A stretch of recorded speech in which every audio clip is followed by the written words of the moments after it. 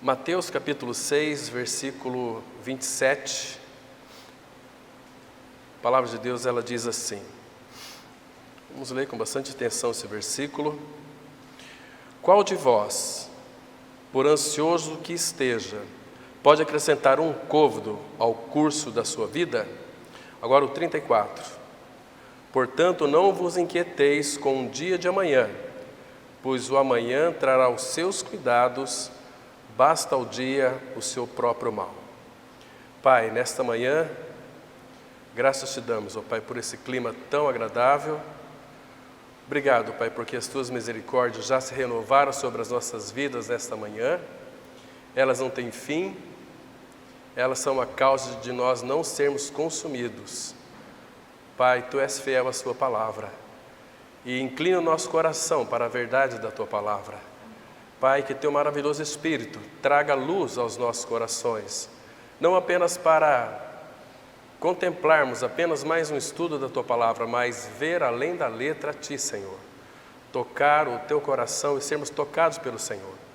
Edifica-nos como igreja do Senhor, fale com cada um de nós especificamente, trazendo luz, trazendo revelação, trazendo sabedoria para que compreendamos a tua palavra. Pai, firma-nos nessa palavra, para que não se apadore de nós iniquidade alguma. Em nome do Senhor Jesus nós oramos. Amém. Irmãos, esse tema ansiedade, muitos têm dito que tem sido o mal do século. O que seria uma ansiedade? A ansiedade, ela nada mais é do que uma mente mais acelerada do que o normal. A pessoa não consegue se dominar.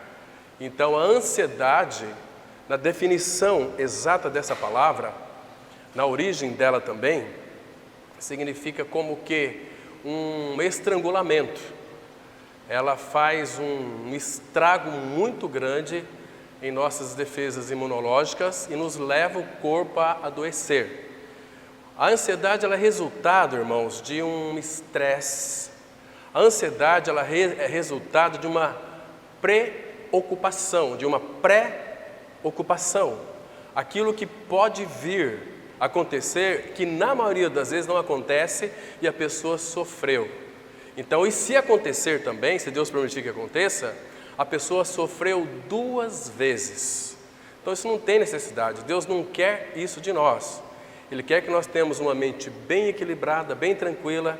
Nós vamos analisar hoje aqui, segundo a palavra de Deus, alguns textos maravilhosos que vão nos ajudar muito a não viver uma vida de ansiedade. Pudera, nós venhamos a ter aquelas ansiedades positivas. Essas são muito agradáveis e faz muito bem para nós. Mas toda ansiedade, irmão, nós vamos verificar também que Deus transforma tudo isso para o nosso bem de alguma forma.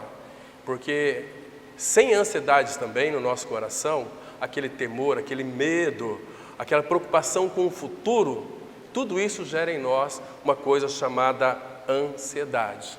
E todo ansioso, toda pessoa ansiosa, ela é caracterizada por uma extrema inquietação mental ou medo persistente sobre alguma contingência. Essa palavra contingência é tudo aquilo que foge ao nosso controle.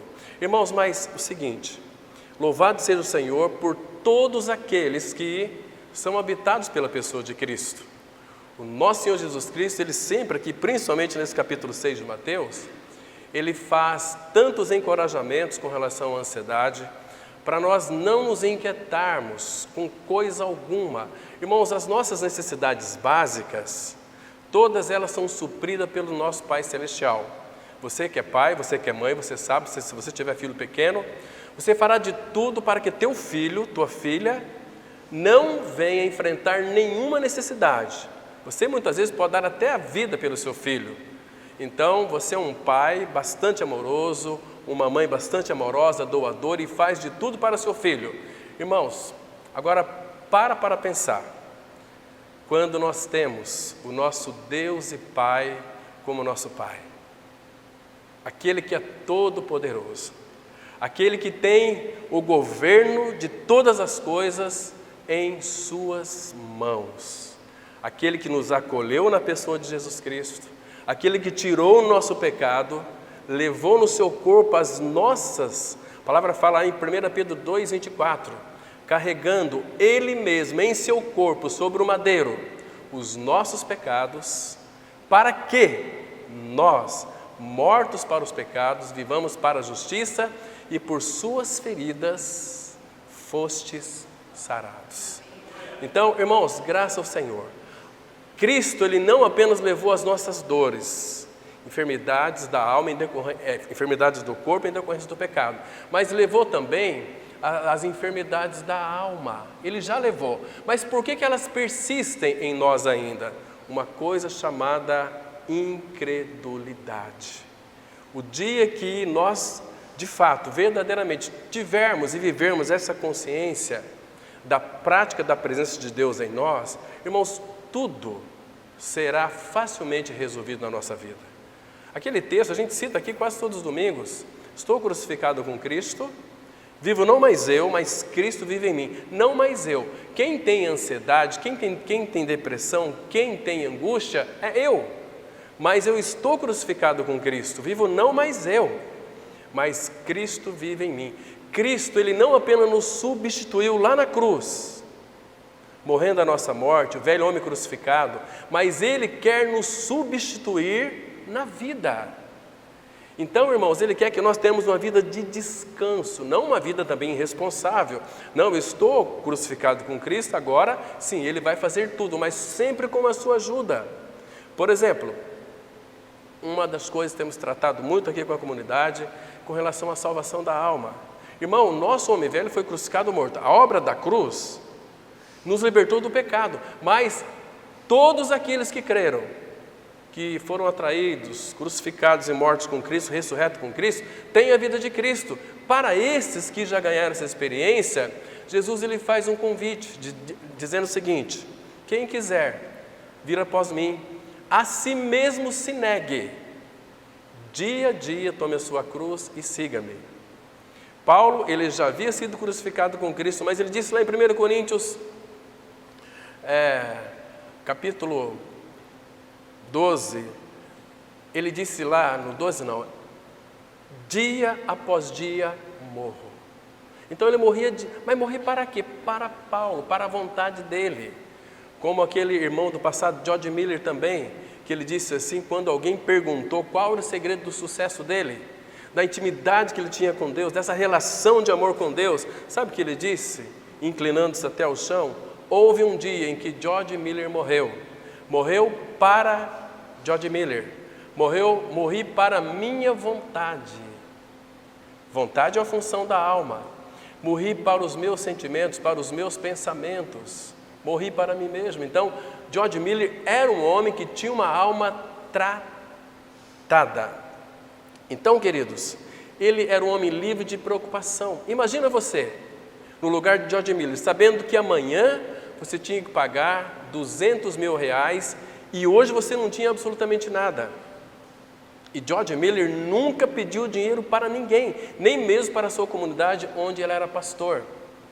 Ele dependia do Senhor, porque ele entendeu o chamado, que Deus o chamou, e ele disse sim ao chamado, e ele também cria que esse Deus, que é Pai, jamais deixaria faltar algo para aquelas crianças. E se faltasse pão, e se faltasse água, bebida e comida, ele sabia também que Deus iria suprir aquelas crianças sem água e sem comida, mas nunca faltou. Então ele orava ao Senhor, passando todas as necessidades para Deus o Pai, e descansava. E no outro dia a providência divina acontecia no meio daquele orfanato de mais de 2.000 crianças, irmãos. Então George Miller não era um homem que era preocupado, um homem ansioso. Ele dependia do Senhor, porque a obra não era dele, era do Pai. E vocês acham que Deus iria deixar faltar alguma coisa para aquelas crianças orfanadas ali? De forma nenhuma. Então esse homem foi uma bênção, porque confiou. Crer. Irmão, nós temos que orar, pedindo ao Senhor que aumente a nossa fé, para crermos no Senhor, Porque, irmãos, nós sabemos que Deus é Pai, sabemos que Ele é o nosso Pai quando nós nascemos de novo, mas, irmãos, por que Hebreus 11:6 diz assim? Sem fé é impossível agradar a Deus. É necessário que todos aqueles que creem em Deus, creia que Ele existe e que Ele é galardoador de todos aqueles que o buscam. Então, amados, entenda uma coisa, que a preocupação, ela tem uma etimologia fascinante. Essa etimologia que significa estrangular. Preocupação e ansiedade andam de mãos dadas. A ansiedade nos estrangula internamente e faz o nosso corpo ficar adoecido. Então, é o que a preocupação faz com a nossa alegria. A pessoa fica triste, ela fica zombática, ela não consegue mais ter uma alegria, ela não vê mais nenhuma saída. E a exemplo da depressão, muitos que têm ansiedade, eu já, pelo menos, conversei com muitas pessoas que já flertaram com a morte também por causa de uma ansiedade. Tem aquelas ansiedades crônicas, aquela ideológica que você herda dos seus pais, endógenas que você herda dos seus pais, às vezes os pais muito ansiosos, mas tudo isso é fruto do pecado. A ansiedade tem cura? Claro que tem. Para Deus nada é impossível. Agora, a pessoa precisa verdadeiramente tomar esse remédio, o remédio da cura. Como que se cura uma ansiedade? Primeira coisa, mente saturada com a palavra de Deus. Temos que ler a Bíblia, rogar ao Senhor, para que Ele mude todo este quadro. Você vai orar, você vai buscar, o Senhor vai trazer direção para você. Mas se Deus não quiser curar você, você tem uma coisa chamada graça. A graça de Deus basta para mim e para você. Nós podemos viver uma vida cristã autêntica, verdadeira, genuína, alimentando-se de Cristo, gozando de todos os prazeres que há na pessoa de Cristo, porque a palavra fala que na presença dEle há plenitude de alegria e à sua direita delícias perpetuamente. Então, quando o Espírito invade os nossos pensamentos com a palavra, trazendo entendimento e revelação, a ansiedade como que vai desaparecer. Você pode ter ansiedade, mas a ansiedade não será um mal na sua vida. E Deus também pode curar. Apenas um toque, Ele remove toda e qualquer tipo de ansiedade. E se você não tomar esse remédio, você pode ser estrangulado interiormente, você pode sofrer. O sentido aqui de estrangular é de sufocar a nossa vida. Estrangular alguém, ela começa a corroer por dentro, aquele pensamento. Vocês se lembram, antigamente tinha aquele CD, você colocava assim, para tocar ali as canções, e de repente o CD estava furado, ele não ficava rodando na mesma coisa e falhando. Isso pode também desenvolver para um transtorno obsessivo compulsivo também, se não for tratado. Então, irmãos, a ansiedade é fruto do pecado. Cristo veio como Cordeiro de Deus para tirar o pecado do mundo, e Ele fez isso de uma forma plena, verdadeira. Hoje em dia as pessoas não são estimuladas a ir para Cristo e a cruz. Aquele médico dos médicos que foi ferido por causa das nossas feridas. E a palavra vai dizer em Efésios 3, versículo 20. Ora, aquele que é poderoso, quanto poder que Ele tem? Todo poder no céu e na terra. Ele é poderoso para fazer infinitamente mais, além de tudo que nós pedimos ou pensamos, conforme o seu poder que opera em nós. Esse poder de Deus opera em nós, Ele está em nós. Recebemos poder quando cremos no Senhor Jesus Cristo. A palavra fala em Atos 1:8, recebereis poder ao descer sobre vós o Espírito Santo e ser-me-eis minhas testemunhas. E Jesus disse em Mateus 28:18, é-me dado todo o poder no céu e na terra. Cristo é a nossa vida, irmão. Então você acha que Ele não tem poder para governar a tua ansiedade? Agora, tem aquelas ansiedades que eu creio que o Senhor, Ele provoca em nós, circunstanciais, para que a gente possa perceber que sem Ele nós nada podemos fazer. A alma começa a ficar agitada, inquieta, e começa a buscar soluções em outras fontes que não seja o Senhor. Isso é terrível. Então, vamos para Ele, buscar aos pés do Senhor. Senhor, a minha mente está aqui, eu não consigo nem dormir de tanta preocupação, a ansiedade está tomando conta de mim. Conversa com aquele que pode todas as coisas. Ele tem um caminho para você, na tua profunda ansiedade.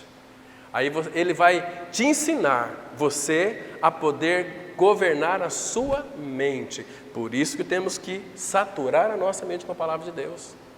Ontem, quando conversávamos um jovem aqui, o irmão disse o seguinte, que tem contato com muitos evangélicos, mas a grande maioria que ele conversa, essas pessoas não estão mais lendo Bíblia.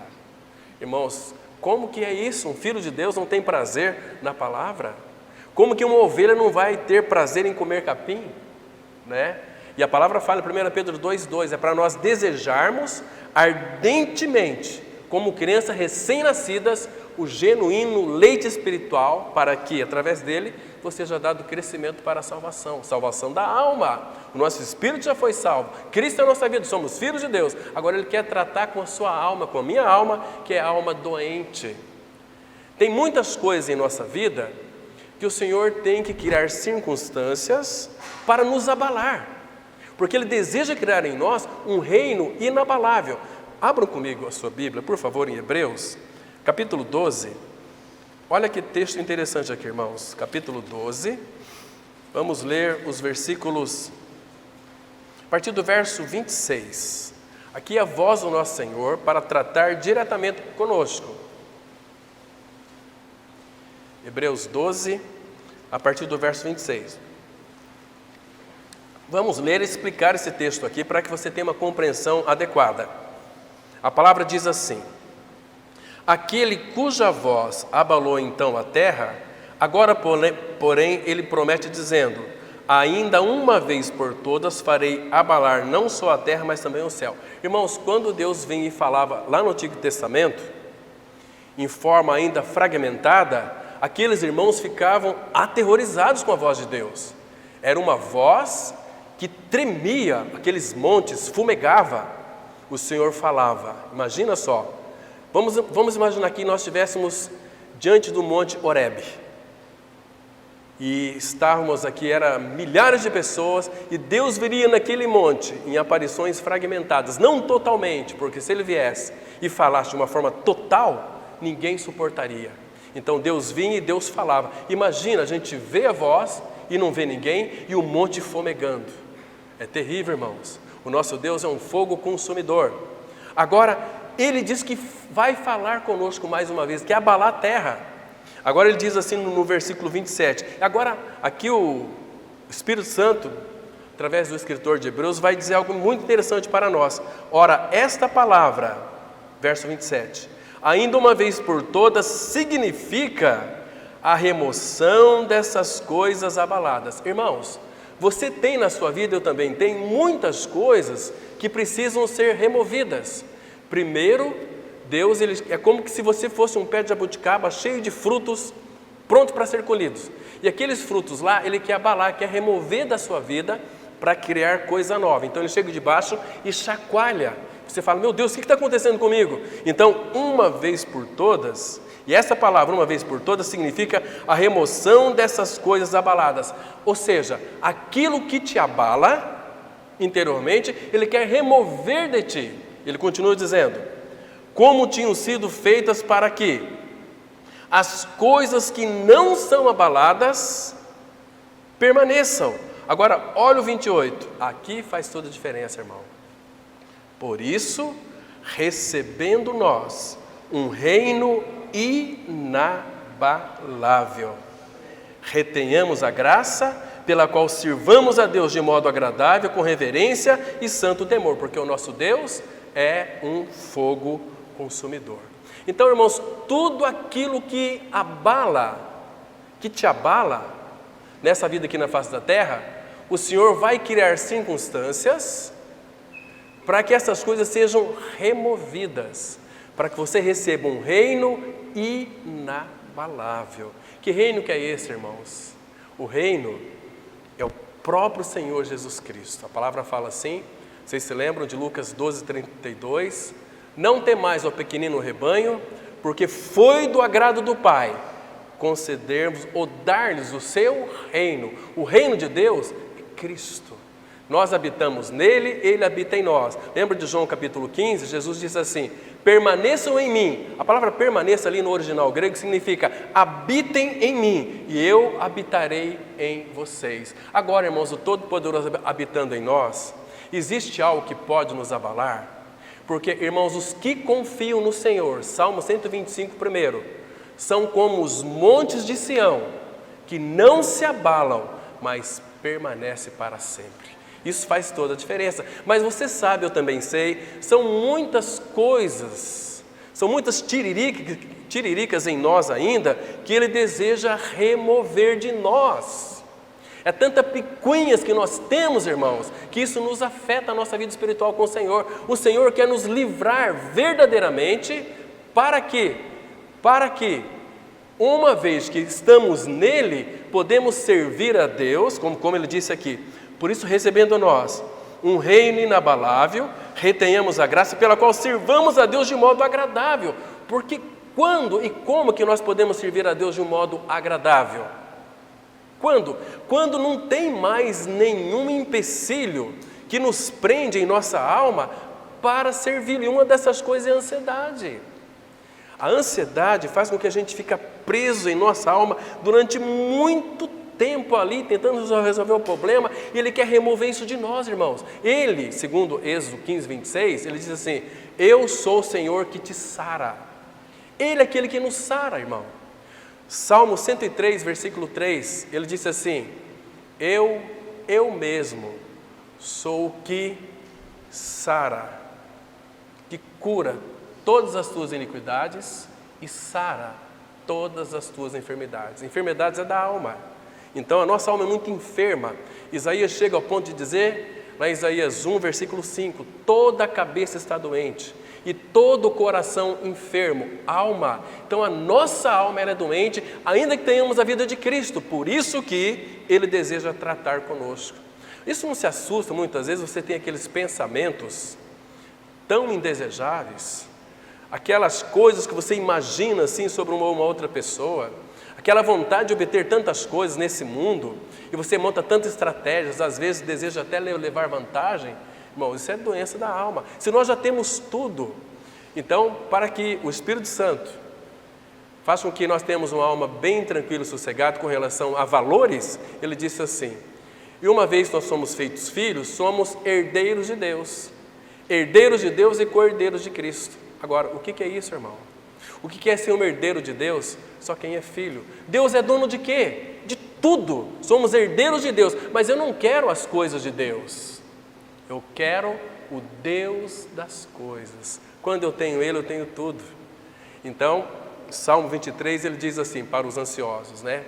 O Senhor é meu pastor, nada me faltará. Muitos pensam assim, né? Agora eu sou filho de Deus, não vai me faltar nada. Aqui vai te faltar muitas coisas ainda. Mas o sentido original ali do Salmo 23, 1 é assim: o Senhor é meu pastor e Ele não me faltará em nada.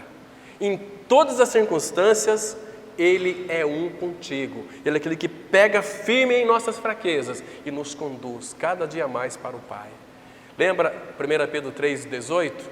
Jesus morreu uma única vez pelos pecados, o justo pelos injustos, para nos conduzir a Deus. É Ele quem nos conduz a Deus, irmãos. Então, agora o que é maravilhoso é saber que Ele habita em nós.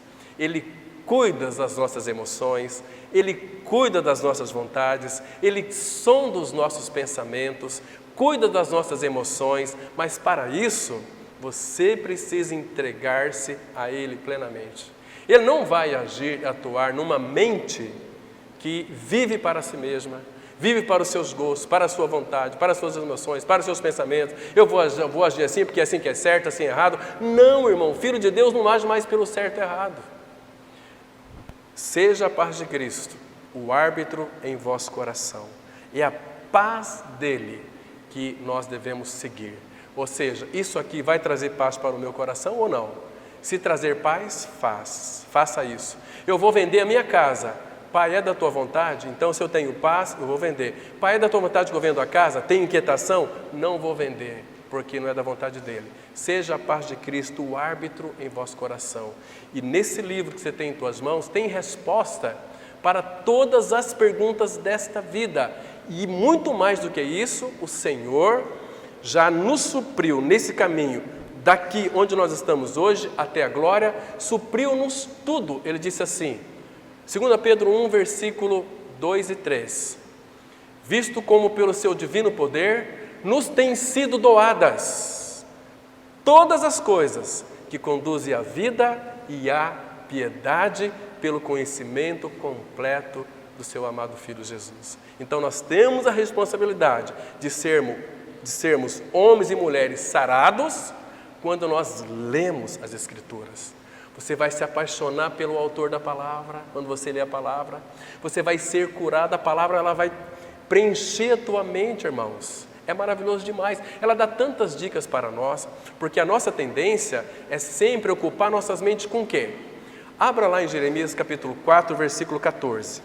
Jeremias 4, verso 14. Aqui, então, ele mostra para nós uma advertência, uma exortação. Jeremias 4, verso 14. Olha só, vamos ler com bastante atenção esse versículo aqui. Diz assim, Jeremias 4,14. Lava o teu coração da malícia, ó Jerusalém, para que sejas salva. Até quando hospedarás contigo os teus maus pensamentos? Até quando, irmãos, a gente vai hospedar em nossa mente os maus pensamentos? Aqui a palavra traz um diagnóstico de maus pensamentos, maus desígnios, maus intentos. Irmãos, o que significa esses maus pensamentos aqui? São aqueles pensamentos que nós o temos como muito bons para nós. São pensamentos que são legítimos do ponto de vista humano. E a palavra já traz uma advertência: não seja sábios aos teus próprios olhos. Dependa dele. Porque, irmãos, quem diz que os teus pensamentos estão adequados aos pensamentos de Deus? Quando isso não está coerente, os meus pensamentos com os pensamentos dele, isso vai gerar em nós uma coisa chamada ansiedade. Ansiedade.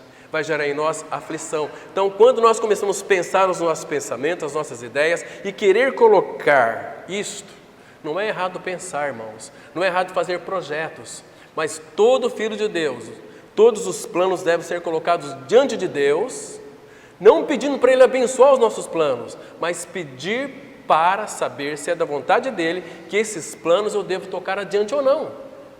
Porque senão isto são maus pensamentos. Tem pessoas que fazem os seus planos, oram a Deus, falam, abençoa os meus planos, e vai em frente, lá na frente quebra a cara. Depois fala, ai meu Deus, estou tão desanimado, eu faço tanto por aquela igreja, e o Senhor, olha, eu orei, mas eu busquei. Não, você queria que Deus fizesse a tua vontade, mas você é uma criança. Então Deus, Ele disse assim, lá em Isaías capítulo 57, os meus pensamentos não são os vossos pensamentos. Meus pensamentos é mais altos que os vossos pensamentos. Eu é que sei o que é bom para você.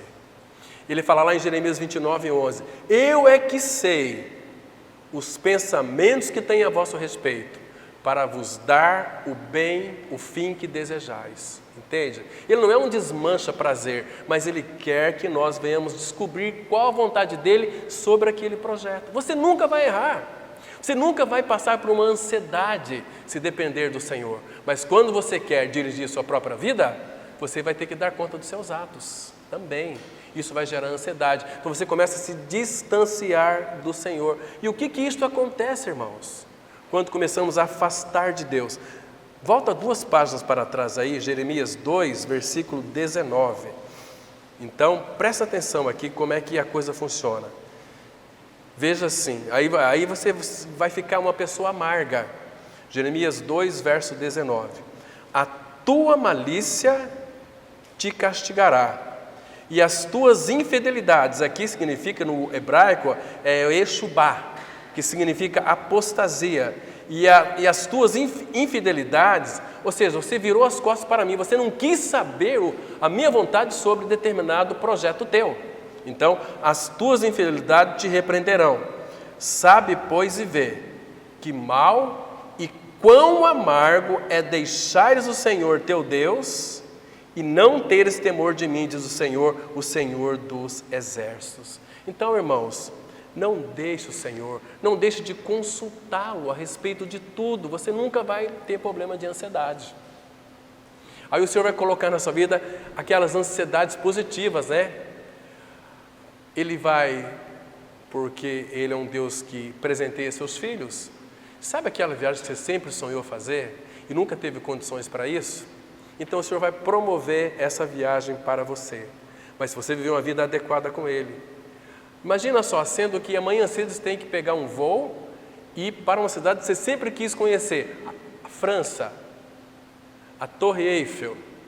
Amanhã eu vou. Então, de hoje para amanhã, você vai ter uma ansiedade positiva. E essa ansiedade vai lhe fazer muito, muito bem. Ou a outra coisa, um projeto teu que você sempre quis. Mas, irmãos, sabe quando isso vai acontecer? A partir do momento, quando você começar a se preocupar com as coisas de Deus, Deus vai se preocupar com as suas coisas. Porque o teu interesse, os nossos interesses, eles têm que estar aos pés do Senhor, para que prevaleça a vontade dEle. É assim, me escute com bastante atenção. Deus não está tanto preocupado com os seus planos, não, irmão. Você pode fazer, não que nós não devemos fazer planos, a Bíblia apoia isso. Possa fazer planos, mas coloca diante dele. E aqueles planos que Deus abençoar, você vai realizar. E vai ser uma bênção. Mas você tem que se preocupar com os planos que Deus tem a teu respeito. Você sabe qual o plano dele para a sua vida aqui na face da terra? Qual é a tua vocação no corpo de Cristo, a vida da igreja? A gente se preocupa com os nossos próprios interesses. Quando Paulo enviou Timóteo lá para Filipos, uma das coisas que ele falou para os filipenses naquela carta, no capítulo 2, foi essa aqui, olha. Estou enviando Timóteo, ele tem um caráter provado, porque ele se preocupa com os interesses de vocês e não com o dele. Que coisa linda, já pensou? Surge um irmão preocupado com meus interesses. Você precisa de quê, irmão? Onde é que a ferida está doendo aí? Irmão, será que nós somos assim, irmãos? A gente se preocupa com os nossos próprios interesses, com os nossos próprios problemas. Os nossos grandes problemas já foram resolvidos lá na cruz em Cristo. Acabou, morreu. Agora, queridos, quando a gente olha para um problema assim, começa a murmurar, sabe o que significa? Significa que você vai ter uma ansiedade terrível. Porque, queridos, qual é o problema que não tem solução para o nosso Deus e Pai? E os problemas são feitos para resolver. Então, Deus vai lhe dar sabedoria para você se tornar uma pessoa sábia e não entrar em tantos problemas que não lhe convém entrar, que Ele nunca quis, mas nós assumimos tantas dificuldades, ficamos, ai Senhor, eu não consigo mais nem dormir de tanta preocupação, ansiedade. Queridos, Jesus fala assim, vocês não conseguem resolver nem as mínimas coisas, quanto mais as grandes. Por isso que aquele Salmo 37,5 é tão interessante. Entrega teu caminho ao Senhor, confia nele e Ele tudo fará. Por que querer ficar carregando cargas? Por que querer ficar aí com uma jamanta nas suas costas, se tem Cristo já levou tudo lá? E ele diz assim, quer ver? Vamos abrir comigo aqui no Salmo 68, versículo 19. Salmo 68, verso 19. O Senhor Jesus é aquele que carrega as nossas cargas, irmãos. Ele é um Cristo maravilhoso. Então diz assim, Salmo 68, verso 19. Bendito seja o Senhor que, dia a dia, leva o nosso fardo. Deus é a nossa salvação. O 20. O nosso Deus é o Deus libertador. Com Deus, o Senhor, está o escaparmos da morte. Aqui está dizendo que dia a dia Ele leva o nosso fardo. Por quê? Porque dia a dia virá um fardo sobre a sua vida. Para de carregá-los. Entrega para aquele que tem competência para carregar. O nosso Senhor, Ele é o Todo-Poderoso. Ele sustenta todas as coisas com a palavra do seu poder. Quer viver uma vida descansada, tranquila, serena? Entrega os teus fardos para o Senhor e Ele vai carregar dia a dia. Então, queridos, se nós olharmos aqui, uma das definições muito lindas de preocupação significa assediar rasgando. A preocupação, ela nos assedia e também nos rasga. É sujeitar a nossa atenção a um esforço para afligir com sofrimento mental uma agitação interna. Por isso que Isaías 57, 21 vai mostrar que o ímpio, ele não tem paz. A palavra fala que o ímpio é como um mar agitado, cujas águas lançam de si lama e lodo. Para os perversos, para os ímpios, diz o meu Deus, não há paz. Eles não têm paz. Agora nós temos uma paz que é uma paz sem fim, é uma paz eterna. Quer ver? Salmos 43, vamos ler aqui o versículo 5. Salmos 43, verso 5. Você vai perceber que coisa linda. Olha, ele faz aqui uma pergunta para a alma dele. Ele diz assim, verso 5. Depois a gente vai ler o contexto para vocês compreenderem que não tem necessidade da nossa alma estar abatida. Ele faz aqui uma pergunta, 43, 5 de Salmos. Por que estás abatida, ó minha alma? Por que te perturbas dentro de mim? Minha alma, Cristo é minha vida, por que você está perturbada? É um diálogo com você mesmo. Por que está abatida, ó minha alma? Por quê? E por que te perturbas dentro de mim?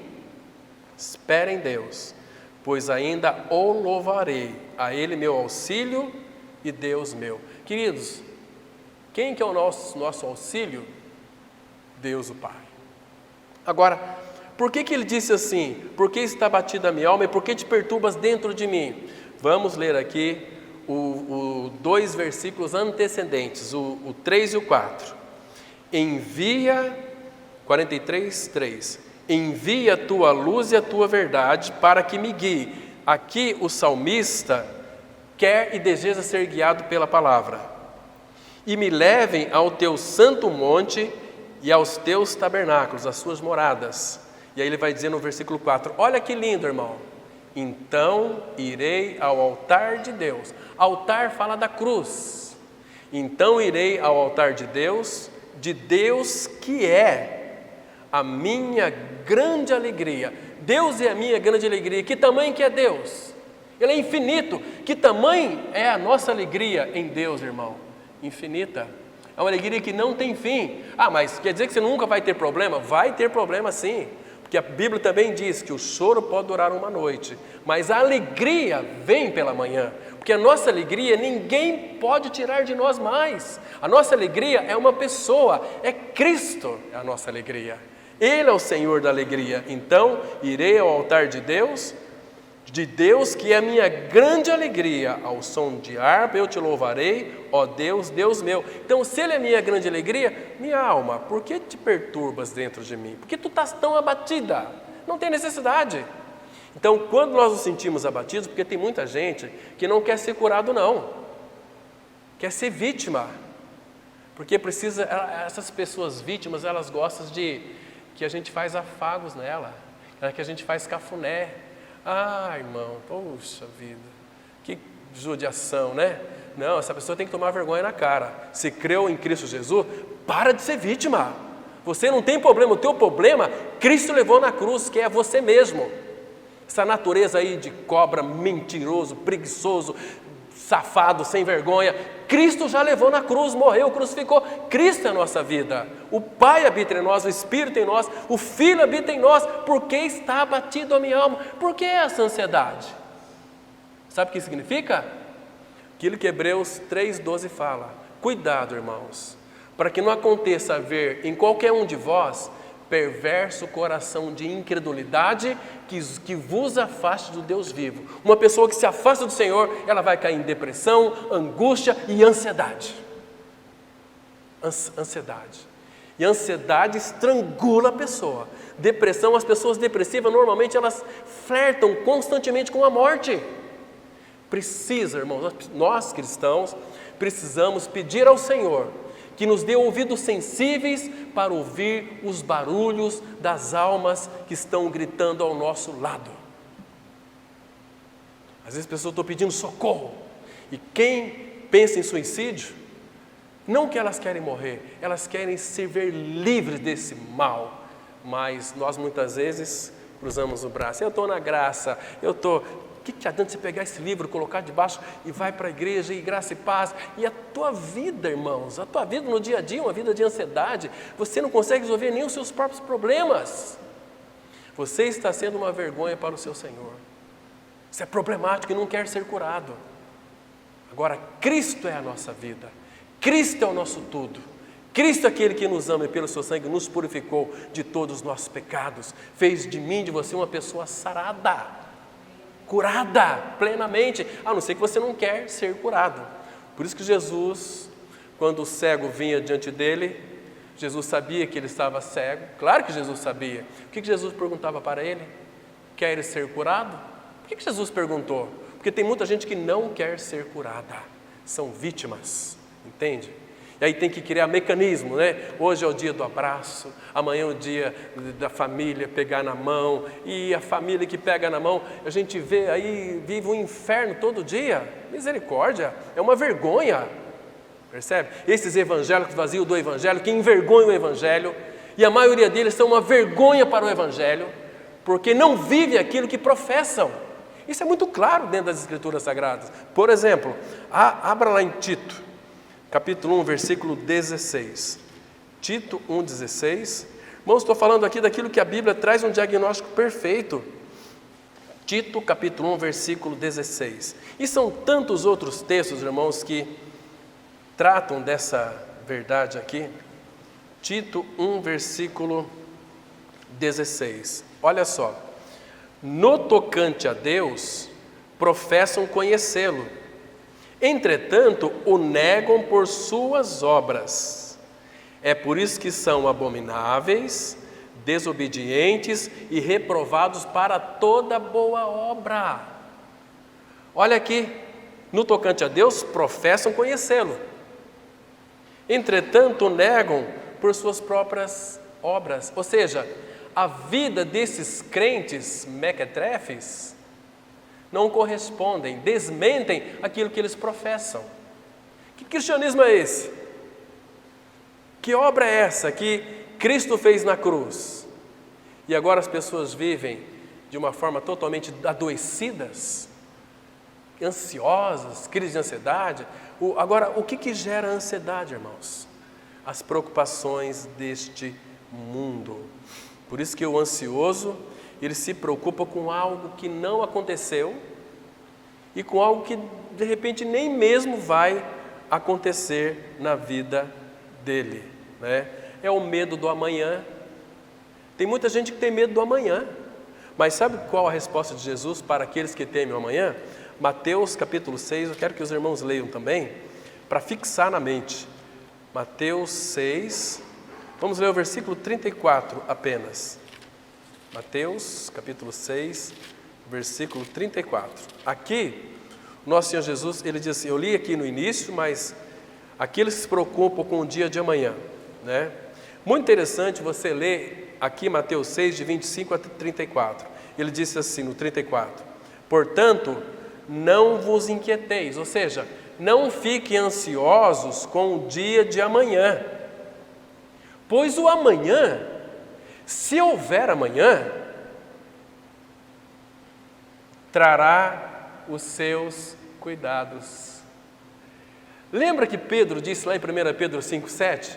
Lançando sobre ele toda a vossa ansiedade, porque ele, o nosso Senhor, tem cuidado de vós. Mas e amanhã? Se houver amanhã, a Bíblia está dizendo assim, pois o amanhã Deus vai trazer os seus cuidados para a sua vida. Que Deus maravilhoso é esse, irmãos? Você acha que a gente merece tanto amor assim, tanto cuidado assim? Deus cuida dos seus filhos. Os olhos deles estão postos sobre nós 24 horas por dia, todo o tempo. Os olhos do Senhor, os ouvidos dele estão abertos para nós, diz o apóstolo Pedro, a qualquer instante que você clamar. Ele está dizendo, eis-me aqui. Por quê? Porque você creu naquilo que Cristo é e fez por você. Ele trocou seu coração, te deu uma nova vida. Ele não quer que você seja feliz e nem infeliz, quer que você seja um santo e amado do Pai. Porque você já tem tudo na pessoa de Cristo, esse é o segredo. Garimpa Cristo que habita no seu interior. Procura conhecê-lo. Agora um texto muito conhecido aqui nosso, Filipenses capítulo 4. Estou citando bastante texto aqui, irmãos, porque isso vai ajudar muito. E se eu começar a explicar esses textos aqui, vai demorar muito tempo. Eu reservei aqui 12 pontos. Nem terminei o primeiro ainda. E está quase na hora de nós encerrarmos. Mas olha aqui, Filipenses 4, eu vou ler a partir do versículo 4. Aqui, deixa eu explicar para vocês todo o contexto. O que está acontecendo aqui em Filipenses 4? O apóstolo Paulo está preso numa masmorra lá em Filipos.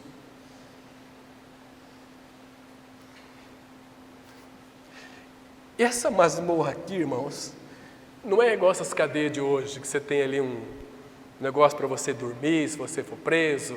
Os presos têm ali um vaso sanitário, tem um chuveiro. Nessa época não tinha, irmãos. O que tinha aqui dentro? Era frio, corria água, não tinha latrina, tinha ratos, barata, a comida, meu Deus do céu. A pessoa entrava ali, uma semana morria. E agora Paulo estava preso aqui por causa de Jesus Cristo, não é por causa de denominação. Deus não tem compromisso com nenhuma denominação. O compromisso dele é com vidas. Eu vim para que tenham vidas e vidas em abundância. Denominação é do Satanás, é do capeta. Evangélica, Assembleia, Palavra da Cruz, Batista, isso aí é invenção de homens. Isso não é nome de igreja, é nome de homens. Cristo tem a sua igreja, a sua noiva. O que é a igreja? Homens e mulheres que creram no Senhor, que é habitados por Cristo. Isso é a igreja. A igreja denominacional é um sistema que amarra as pessoas, encabrece as pessoas, elas ficam presas nas mãos desses líderes sem conhecimento espiritual, na mão desses cães que a Bíblia diz, que são pastores que nada conhecem, que nada sabem. Depois você lê lá, Isaías 56:11. Tais cães são pastores que nada sabem, nada conhecem. E Apocalipse 22, 14, 15. Fora ficam os cães. Nenhum pastor que nunca nasceu de novo vai entrar na glória, e seu rebanho também vai tudo para o inferno. Porque não creram no Senhor Jesus, que morreram e ressuscitaram. Deus é justo, Ele não pode salvar um pecador, se a justiça dele não for cumprida no pecador. O salário do pecado é a morte. Jesus, Ele não tinha pecado, mas Ele morreu a minha morte. Se é a minha morte, então aquela morte foi a minha. Ele morreu a minha morte, eu morri com Ele. Então, a justiça foi cumprida pela ressurreição, ganha a vida de Cristo. Isso é um cristianismo verdadeiro e autêntico, que o mundo está esquecendo. O sistema está deixando a mente das pessoas enlouquecidas, ansiosas, agitadas. E nós não percebemos isso, irmãos. E aí tem uma festa lá, a gente vai para aquela festa e aplaca um pouquinho o peso da nossa consciência. Mas aquele que está morto com Cristo, ressuscitado com Cristo, tem uma paz sem fim, tem uma alegria que ninguém pode tirar. Cristo é o nosso tudo, irmão, nós temos uma alegria plena e perfeita. Agora, Paulo está aqui preso, muito enfraquecido lá naquela cadeia ali. Olha o que ele diz aqui no versículo 4. Alegrai-vos sempre no Senhor. Outra vez digo, alegrai-vos. Quando eu vejo um que se diz que é cristão murmurando, lamentando, dá vontade de bater na bunda dessa pessoa. Um chicote bem duro mesmo. Agora veja aqui o versículo 5. Seja a vossa moderação, seja o vosso equilíbrio conhecido de todos os homens. Perto está o Senhor. Irmão, Ele está pertinho de nós. Ele é a nossa vida, está tão perto que Ele mora dentro de todo aquele que creu. Agora, Ele diz assim no 6. Não andeis ansiosos de coisa alguma. Irmãos, vamos ser sinceros. Aquele que é o Criador de todas as coisas habita dentro de nós. Como nós podemos ficar ansiosos por coisas dessa vida, irmão? Como? E aqui é um imperativo: não andeis ansiosos de coisa alguma, em tudo, porém, sejam conhecidas diante de Deus as vossas petições, pela oração e pela súplica, com ações de graças. Sabe por que você fica muitas vezes ansioso? Porque quando vem um problema, você quer resolver, você não sabe resolver esse problema, e acha que sabe, e isto vai gerar ansiedade no seu coração, porque qual que é a orientação divina aqui pela palavra? Em tudo, em tudo. Porém, sejam conhecidas diante de Deus as vossas petições, pela oração, pela súplica, com ações de graça. Qualquer problema teu, coloca diante do Senhor. Senhor, olha, eu sei que isso aqui para mim é muito fácil, mas eu quero fazer de acordo com a tua vontade. Me ajuda, Senhor. Ele vai te ajudar. Sabe qual que vai ser o resultado disso? Verso 7. E a paz de Deus, que excede todo entendimento. Se excede, irmãos, é algo que está além da minha compreensão. Excede todo entendimento, guardará o vosso coração e a vossa mente em Cristo Jesus. Você vê aqui que coisa fantástica, irmão. Essa paz que excede. Você tem paz, é Ele, mas Ele quer te dar mais paz, porque a paz do Senhor, como o amor dEle, como a vida dEle nunca cessa, como as misericórdias deles também nunca cessa. O amor dele nunca cessa, tudo nele nunca cessa para nós. E a paz de Deus que excede todo entendimento, porque quanto mais você se aproxima dessa paz, mais essa paz vai ser realidade espiritual na sua vida, mais você não vai ter preocupação com nada, porque você tem a paz, é uma paz sem fim. Pode vir tribulações, pode vir uma série de coisas, mas ele vai dizer o seguinte assim, olha, Hebreus 13:5. Seja a vossa vida sem avareza, porque Ele tem dito, nunca te deixarei, de modo nenhum te abandonarei. Que Cristo nós temos, irmãos, que Senhor maravilhoso. Ele também disse em Mateus 28:20, e eis que eu estou convosco todos os dias, até a consumação dos séculos.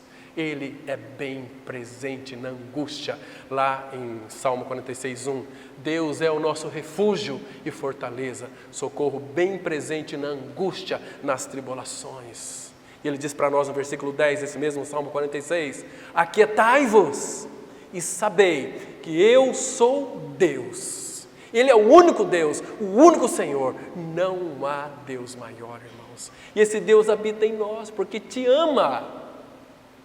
Oh, meu irmão, vamos ficar com a palavra, vamos descansar na palavra de Deus.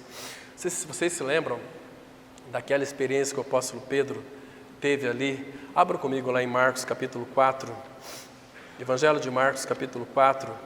Essa experiência aqui deixou Pedro tão ansioso, mas deixou Pedro ansiosíssimo demais, que Pedro ficou totalmente perplexo.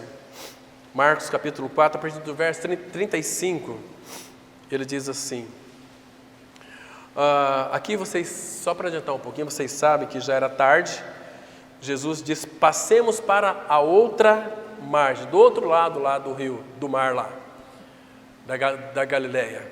Muito bem, e eles despediram a multidão, entraram no barco e foram. Jesus estava muito cansado, era o homem Jesus, e ele foi ali deitar ali na polpa daquele barco, e o barco foi, mas chegou um determinado ponto que se levantou uma grande tempestade, um vento muito forte, e os discípulos, a grande maioria, eram pescadores profissionais, eles ficaram temerosos, começou a entrar água no barco, o vento. Isso, a lição é que nesta vida nós vamos ter muitas tribulações, vamos ter bastante agito, bastante, às vezes que o nosso barco vai chacoalhar também a ponto de ir a pique, a ponto de afundar, mas ele não vai afundar, porque Jesus Cristo é o Senhor do nosso barco, é aquele que segura o timoneiro, né? E aí, versículo 37 fala que se levantou-se grande temporal de vento e as ondas se arremessavam contra o barco, de modo que o mesmo já estava a encher-se de água. E Jesus estava na polpa dormindo sobre o travesseiro. Eles o despertaram e lhe disseram, mestre, não te importa que pereçamos? Agora escute aqui, irmãos. E ele, despertando, repreendeu o vento e disse ao mar, acalma-te, emudece. O vento se aquietou e fez-se grande bonança. Irmãos, por que os discípulos ficaram tão ansiosos aqui? Porque, olha o 40, então lhes disse Jesus: por que sois assim tímidos? Como é que não tendes fé? Eu não disse para vocês, passemos para o outro lado? E Deus, quando lança uma palavra, essa palavra vai se cumprir, irmãos. Aconteça o que acontecer, ela tem uma eficácia, tem um objetivo, ela tem um ponto específico na qual Ele disse, e Ele vai cumprir aquilo que prometeu. Jesus estava dizendo para eles: vocês não creram na minha palavra, vocês são tímidos. Eu sou o Senhor, Rei dos céus e mar. E a palavra aqui, e esse resultado aqui, da esperança de Pedro, quando ele achou que o barco ia afundar, o sentido original que Jesus disse ao mar: acalma-te, emudece, no original significa tornou-se perfeitamente calmo. Porque aqui quem estava agindo era Jeová Shalom, Ele é a nossa paz. Irmãos, então, depois Pedro, quando Jesus disse aquietai-vos, acalma-te, houve-se uma grande bonança. Houve uma calma tão perfeita que os discípulos disseram: quem é este que até o mar e o vento lhe obedece? Aí depois Pedro ganhou uma experiência, ele estava muito ansioso. Sabe o que ele disse lá na sua primeira carta 5,7? Lançando sobre ele toda a vossa ansiedade, porque Ele tem cuidado de vós. Ele cuida, irmãos. Então, quando você estiver diante de agitação, problemas, dificuldades, lembre-se, Ele quer tratar com você em alguma área da sua vida e Ele está cuidando de você. Não se desespere, irmão. E o Senhor se compadece daqueles que estão desesperados anteriormente, numa ansiedade. Lembra de Lucas capítulo 7, a viúva de Naim? Ela perdeu seu marido e agora o seu filho morre. Imagina como é que estava o coração daquela mãe. Imagina só, se você tem um filho pequeno aí de 13 anos, teu marido morre, você enterra seu marido, e de repente seu filho morre. Como é você, mãe, como é que você fica? Totalmente estarrecida, acabada, uma depressão profunda. Mas quando ela estava indo sepultar seu filho, vinha descendo Jesus e seus discípulos. Jesus vendo, olhou para ela. O que Jesus viu nela? Uma mulher ansiosa, deprimida, triste, amargurada e angustiada. Perdi meu marido e meu filho, agora vou sepultar meu filho. Como estava o coração dessa mãe? Mas Jesus mandou parar aquele sepultamento. Tocou no esquife, mandou parar e disse para o menino: menino, eu te ordeno, levanta-te. E o devolveu para sua mãe. Que coisa linda, irmãos. Por que ele ressuscitou o filho da viúva de Naim? Porque ele disse lá em João 11:25, eu sou a ressurreição e a vida. Quem crê em mim, ainda que morra, viverá. Ele é a ressurreição, por isso ele ressuscitou. Lembra quando ele multiplicou os pães para 5.000 homens ali? Mulheres não contavam e nem crianças. Porque ele disse lá em João 6, eu sou o pão da vida. Ele se multiplicou ali e saciou a todos. Que maravilha, irmãos. Esse é o nosso bendito e amado Senhor Jesus. Então, Efésios 2,14 vai mostrar que Jesus, Ele é a nossa paz. Hoje, a gente percebe que os professores estão reclamando que os alunos estão cada vez mais ansiosos, cada vez mais agitados e alienados, mas toda mente de uma pessoa ela é um cofre, toda mente é um cofre. Não existe mentes impenetráveis, irmãos, o que existem são chaves erradas, que são ali introduzidas para abrir a mente daqueles jovens e colocar coisas, e coisas, e coisas, que quando você fala de Cristo, a mente está cheia de coisas, e eles não querem ouvir. Hoje está muito difícil para pregar o Evangelho. As pessoas não querem, não, mas temos que crer que a palavra tem o poder de penetrar dentro daquelas mentes, e somente a palavra de Deus tem esse poder para isso, irmãos. Mas o sistema, sabendo que falta pouco tempo, o sistema é maligno, estão fazendo de tudo para ocupar as nossas mentes, para você dizer o seguinte: olha, eu não tenho tempo de ler a Bíblia, não tenho tempo para reunir como igreja, eu tenho minha família, eu tenho tanta coisa. Queria dizer, a pessoa começa a se perder nesse emaranhado de coisas engendradas pelo sistema mundano, irmãos. Queridos, temos que voltar para a palavra, encher a nossa mente com a palavra, porque quando vier um problema, quando vier uma dificuldade, lembre-se de uma coisa. Você está aberto aí no Evangelho de Marcos? Olha aqui no capítulo 4, volta um pouquinho para trás. Leia o versículo 19. Olha umas coisas que geram muita ansiedade em nossas vidas. Diz assim, Marcos 4, 19.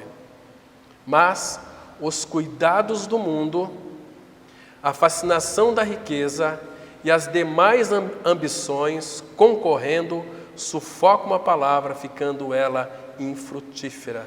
E os cuidados do mundo, irmãos, sabe o que ele vai fazer conosco? Vai gerar em nosso interior uma ansiedade. Irmãos, não se envolva com aquilo que o Senhor não está envolvido, irmãos. Porque Ele quer que nós confiemos a Ele, Ele quer que nós entregamos a Ele, Ele quer cuidar de cada detalhe da nossa vida. Jesus, Ele disse assim, Mateus 11, 28, Vinde a mim, todos que estáis carregados, carregados, eu vos aliviarei. Tomai sobre vós o meu jugo e aprendei de mim, que sou manso e humilde de coração, e achareis descanso para as vossas almas. Ele quer que nós tenhamos uma mente, uma alma descansada nele. Deixa eu ler mais 2 versículos. O primeiro encontra aqui no Salmo, nós lemos domingo passado, 55, versículo 22. Salmo 55, verso 22. Um versículo lindo, irmãos. E aquele mesmo versículo lá de 1 Pedro 5, 7, mas dito de uma outra forma. Está escrito assim, olha só. Confia, Salmo 55, verso 22. Confia os teus cuidados ao Senhor. Essa palavra confia aqui é lançar. A ideia aqui no hebraico é lança. Lança os teus cuidados ao Senhor, e Ele te susterá. Jamais permitirá que o justo seja abalado. Você vê, irmãos? Mas o nosso grande problema é não lançarmos nossos cuidados a Ele. Mas você pensa, tá para vir aí tantas coisas, e se ocorrer aqui uma calamidade aqui na nossa cidade, no nosso estado? Abra aqui em Salmo 57, verso 1. Tem misericórdia de mim, ó Deus, tem misericórdia, pois em Ti a minha alma se refugia. É nele que é o nosso lugar de abrigo. Às sombras das Tuas asas me abrigo, até que passem as calamidades. Que coisa linda, irmãos. Esse é o nosso Senhor. Então Ele está nos convidando, mas o problema é que nós não queremos ir para Ele. Entende, irmãos? Agostinho, ele disse uma frase muito interessante com relação à nossa ansiedade. Ele disse assim, ó Senhor, Tu nos criaste para Ti, e os nossos corações, eles ficam ansiosos até enquanto não descansarmos em Ti. Então, se Ele nos criou para Ele, fora dele, nosso coração sempre vai ficar ansioso. Quando Cristo nos encontra, quando nós cremos, o nosso coração sossega. Gosto muito daquela canção, Sossegai, lembra daquela canção? As ondas atendem ao meu chamar. Às vezes é a alma muito agitada, muito ansiosa. Olhe, escute a voz do nosso amado Senhor Jesus Cristo, que fez tudo por mim, fez tudo por você, e nele nós podemos descansar. Quando Deus tirou Israel do Egito, levar para Canaã, Moisés disse para Deus, Senhor, o Senhor me manda subir do Egito para a terra de Canaã, mas quem vai comigo? E Deus disse para Moisés lá, é um princípio para nós também, Êxodo 33, 14, disse assim, Moisés, a minha presença irá contigo e eu te darei descanso. A presença dele em nós nos faz descansar. A presença dele em nós, irmãos, é tudo que nós precisamos. É uma doçura ser habitado por Cristo. Aquele que em nossa fraqueza, Ele sofre junto conosco. Irmãos, quando nós somos incrédulos, Ele sofre com a nossa incredulidade, porque Ele não nos deseja ver a gente sofrer, mas por causa da nossa incredulidade a gente sofre. Mas quando nós cremos nele, aquela ansiedade tua vai ser a ansiedade dele. Você vai aprender a lançar para ele, ele vai dar fim naquela ansiedade. Porque, irmãos, não tem motivos para nós ficarmos ansiosos. Se você tem Cristo, o que te falta? Colossenses 3,11 vai dizer que Cristo é tudo em todos. Graças ao Senhor, irmãos. Então, devemos aprender a entregar o nosso caminho ao Senhor, confiar nele para que ele então tudo fará por cada um de nós. Se você não entregar, quem vai carregar é você. Então, lá no Salmo 32, versículo 10, a palavra fala assim: não sejais como o cavalo ou a mula sem entendimento. Pare de carregar peso. Entrega para aquele que pode carregar. Jesus, vinde a mim, todos estáis cansados e sobrecarregados, eu vos aliviarei. O que Ele quer de nós, irmãos? Que nós tenhamos uma vida aliviada, serena, tranquila. E o último texto que eu falei que seria 2, né? Isaías 32, nós vamos orar. Irmãos, esse aqui é o resultado da cruz de Cristo, resultado da obra que foi feita lá no Calvário. Isaías 32, versículo 17 em diante, nós vamos encerrar. Isaías 32, a partir do versículo 17, diz assim: o efeito da justiça será paz. Ou seja, a obra da cruz trouxe paz para dentro de nós, nos reconciliou com Deus. E o fruto da justiça, o fruto da justiça é fruto daquilo que Cristo é e fez no Calvário. É todas as bênçãos que emanam da cruz. Essa aqui é uma delas. E qual é? O fruto da justiça, repouso e segurança para alguns dias? Não, para sempre. O 18, o meu povo, irmãos, não é os povos, é o povo de Deus, é os filhos de Deus. O meu povo habitará em moradas de paz. Onde tem paz não tem ansiedade. Em moradas não seguras, mas em moradas bem seguras e em lugares quietos e tranquilos. Ainda que haja saraivada, chuva de pedras, caia o bosque, seja a cidade inteiramente abatida, bem-aventurados vós, os que semeais junto a todas as águas, e dai liberdade ao pé do boi e do jumento. São aqui, essas águas aqui são os povos também, lá em Apocalipse, capítulo 17, versículo 15. Então, vamos morar. Vamos habitar em moradas de paz, bem seguras, em lugares quietos e tranquilos, e é para todo sempre, irmãos. Então, que a palavra de Deus, ela habite ricamente em cada um de nós, fazendo morada. Quando a palavra habita, o próprio Cristo habita e age através de cada um de nós. E não vos inquieteis por coisa alguma. Surgiu um problema? Vá para o quarto, fecha a porta, entrega diante do Senhor, que a paz será instaurada na sua vida imediatamente. Amém? Vamos orar. Pai Santo, muito obrigado pelo privilégio de mais uma vez abrir as Escrituras e meditar naquilo que o Senhor tem para nós como uma porção tão deliciosa. Obrigado, Pai, por nos libertar de nós mesmos, por nos dar uma nova vida em Cristo Jesus. Faz a Tua palavra frutificar em nossos corações, também naqueles que nos ouviram nessa oportunidade, estarão ouvindo futuramente também. Os abençoe, Pai, de uma forma tão rica, tão preciosa. Glorifica o Teu nome, Pai, e traz para as nossas mentes um equilíbrio emocional genuíno, e a gente venha entender da Tua parte e entregar, ó Pai, a nossa liberdade aos Teus pés. Só dessa maneira que iremos experimentar o que significa uma vida livre em Cristo Jesus, para gozá-lo, para desfrutá-lo, para servi-lo de uma forma na qual o Senhor se agrada. Em nome de Jesus nós oramos. Amém.